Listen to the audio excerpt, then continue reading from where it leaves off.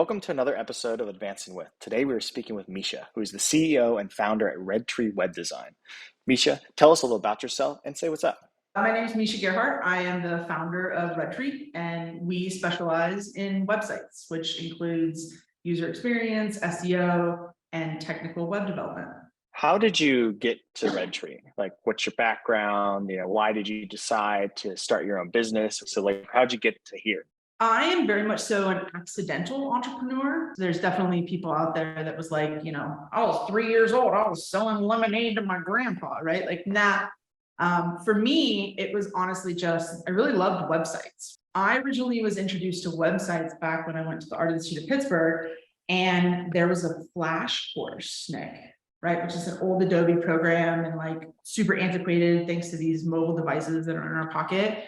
And I was like, this is so cool. And I just absolutely fell in love with it. It kind of tweaked a little bit of my sort of dev background and a little bit of my design background. So I very much so we just celebrated 7 years. So 7 years ago, I was working for another small agency. And it just came to the point in time that she decided she wanted to chase grandbabies versus chasing invoices anymore.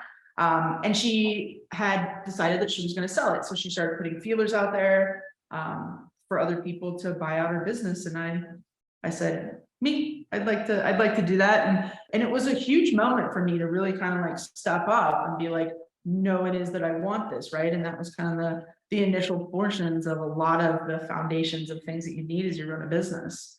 And I didn't expect to grow. I really didn't. I was working in the basement of my house. I was going to make a couple cool websites, right? And like just kind of see where things took me. And things have been growing a lot since then. That's great. So being that you've been in business now for 7 years, there's a lot of differences, right? Between the beginning, the middle, and the end. But let's start with this. What has been the surprising to you about running and operating the business, especially in the kind of the advertising, marketing, creative space that we live in? The thing that's been the most surprising is apparently ethics is just something that is the first thing that goes out the window when it comes to any sort of marketing out there. And a lot of the clients that we work with have always seemingly had a previously bad experience with marketing companies, web companies, like anything, especially advertising companies and stuff. I think that's been the most surprising is that we have built our business just off of pure humility, honesty, and ethics, where I may say to a client, hey, you hired us on for SEO and we're not seeing those increases that we want. And, this is the data that we are seeing. And these are some of the things that we're going to change. And all my clients, what is she okay? Did she take a pill before this? Why would you tell me that we're actually doing worse, right? I kind of alluded to a magic trick sometimes that a lot of people, especially my competitors, will say don't look over here, don't look over here. Look at this, right? And I just don't understand why. Just be honest with people. And I think that they understand that things take time, right? So I think that's been the most surprising thing as I'm working with more, larger brands and larger businesses, that this is sort of a surprise to a lot of people.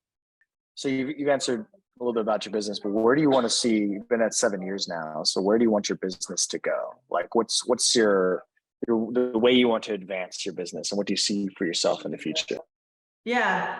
I would see myself in the future kind of staying where we are per se, but I would like to get, we actually just doubled our staff, which was awesome, to really get more talent in. So one of the big reasons that we are where we also are today is that we have a phenomenal woman-led team behind us, which is also pretty uncommon in the tech web marketing space, is that we're 100% women-owned and we're 100% women-run. And I love that. And even the doubling the team has kind of maintained that. I've interviewed, men and things like that, but it just kind of seemed like a better cultural fit for a lot of the interviewees that we were looking at. I think for us, one of the big things is that websites are constantly growing and changing, and how people are using them is constantly growing and changing. So I don't foresee us adding on any additional services or anything along those lines. So for us, I would just say it's making sure that we continue to learn and grow and be good partners for our clients. What has it been like being a woman-run organization, right, in an industry dominated by men? Like, what has been unique about that, offering, even from your own perspective? It's been like a fun ride, or even like challenging at times. So it's hard for me to correlate, because straight out of school, like I went and worked for a small business that was run by a woman, right? So I don't have anything to correlate, right? So like I know a lot of people are like, had horrible bosses throwing wallets at me and like all this other stuff. That hasn't been my case. So I don't have anything to correlate. The biggest thing that I always hear is, especially like marketing interns, or if we have someone come in from a contract standpoint, is that we just let them talk and share their opinions. And it seems so I'm like, wait, time out. Like, so the fact that I've just said to you, like, hey, what do you think? Or what's your input on this?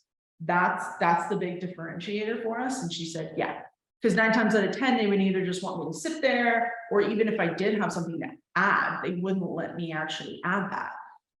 So for us, it's honestly just diversity of actual thoughts and contributions, right? So everyone is able to have a voice at our table. And I think that's one of the hugest reasons that we've grown, right? My developer can come in and help our UX designer, and then my SEO person could say something about design, right? And no one is going to say, oh, no, you stay in your lane, right? That's just not realistic.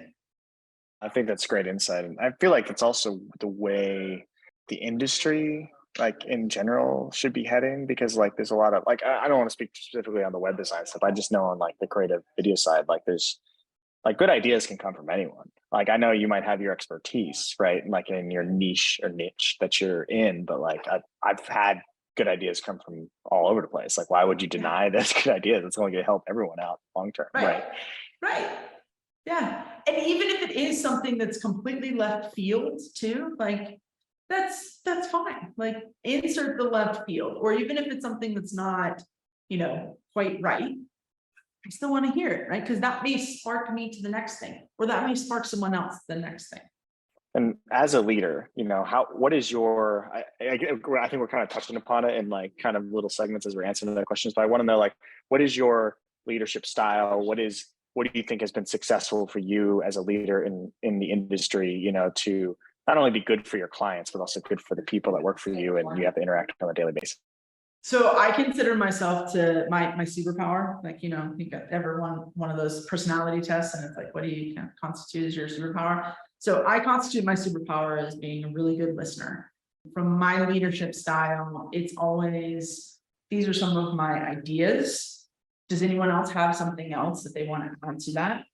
Or if I'm having a problem with a specific person, right? So maybe they're not performing as well, or maybe that there seems to be something wrong, and it's just like, hey, what's going on? Is there something that we're doing? Is it something more personal? So from my standpoint, it's more of just listening, and that's my clients too. It just kind of seems to be my power from the leadership standpoint, from both internal and to my clients.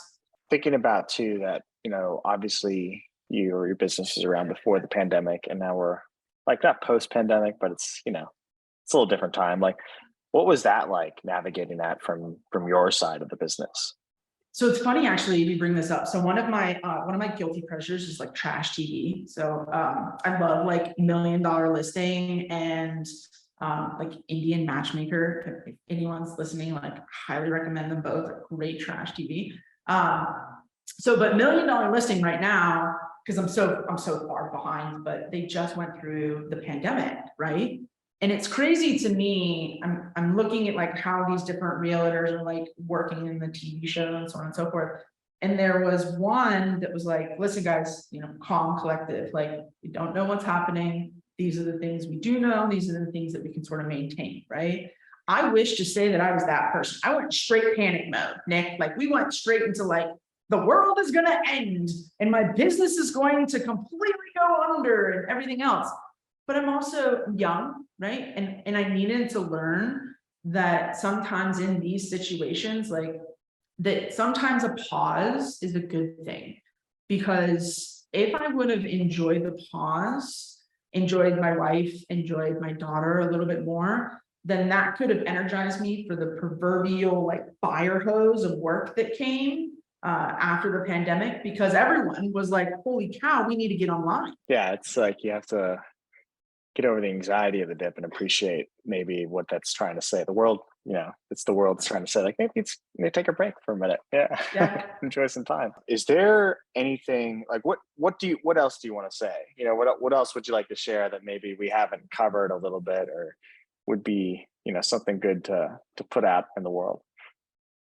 I would say my biggest thing to anyone out there is to really think of yourself as being the biggest asset that you have, and making sure that you're growing your asset and also making sure that you're using your asset, right? So for example, Nick's asset, right? And to make him better, he needs to write a little bit. He needs to ride his bike, right? He needs to speak out in the meetings and so on and so forth, right? Like he is an asset. And the same for me, right? I need to remind myself, which is why I have a really great community behind me, that my biggest asset is me, and I can easily move into more of a management 30,000 foot view.